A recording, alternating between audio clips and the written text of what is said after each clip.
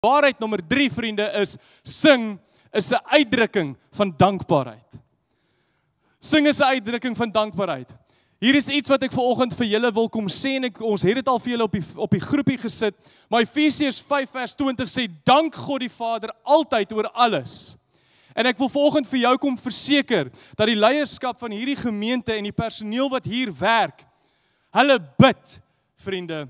Ons maak seker dat ons elke dinsdagoggend vir die Here dankie sê. Dankie vir dit wat hy doen, nie ons nie, wat hy deur hierdie gemeente en in hierdie gemeente doen. Filippense 4:6 sê, moet oor niks besorg wees nie, maar maak in alles julle begeertes deur gebed en smeking en met danksegging aan God bekend. En vriende, ons sê dankie vir 'n klomp goed. Ons sê dankie vir die Here vir hierdie gebou, vir elke gemeentelid wat hier kom sit, vir elke besoeker wat hier is, vir elke deurbraak wat ons al kon oor getuig binne in hierdie gemeenskap, vir elke getuienis, vir elke genade en goedheid wat die Here vir my en vir jou gee, vir elke kind wat op hierdie oomblik daar binne sit, wat môre se kerk ook is sit. Ons sê dankie dat ons die vermoë het om hulle ook bloot te stel in Here Jesus.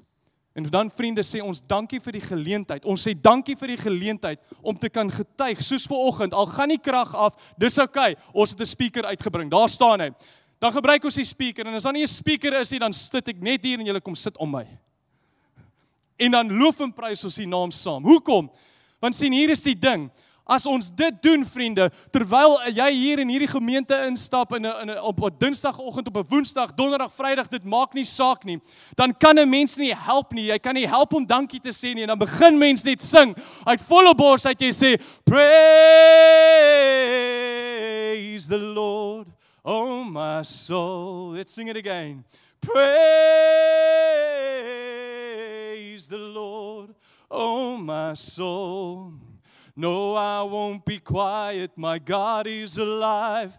How can I keep it inside? Sing praise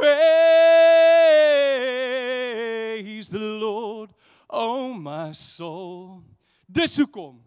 Dis dankbaarheid, vriende. Weet jy hoekom? Want eendag op 'n tyd het iemand nie die evangelie vir hulle self gehou nie. Hulle het dit met jou gedeel, hulle het dit met my gedeel, en vanoggend sit ons hier. En ons is dankbaar. Amen. Jy sien, in die Ou Testament, vriende, was vir die mense anders. Hulle moes kom en hulle moes na 'n skrifgeleerde of 'n fariseer gaan om met die Here Jesus te praat. Maar dis nie meer vir my en jou so nie. Die Here Jesus het vir my en vir jou gestuur. Hoekom? Sodat ek en jy 'n weg in die waarheid na die Here toe het. Ons hoef nie meer iemand te hê wat tussen my en God staan nie. Jesus sê, kom. En ek en jy het nou vrye toegang, vriende, vrye toegang tot God deur sy seun. So hier's 'n vraagie. As iemand vir jou kom help, wat sê jy gewoonlik vir daardie persoon?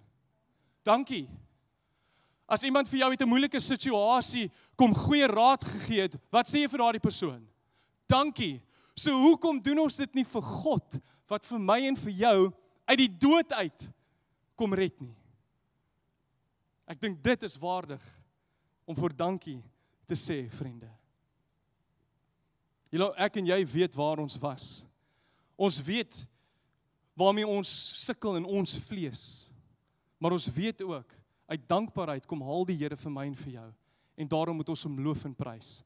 En vriende, daarom bid ek dat vanoggend terwyl jy hier sit, die Psalm 100 vers 4 tot 5, dat dit sal resoneer in jou hart en dit sê, gaan sy poorte binne met dankliedere, sy tempel met lofsang, dank hom, prys sy naam, want die Here is goed.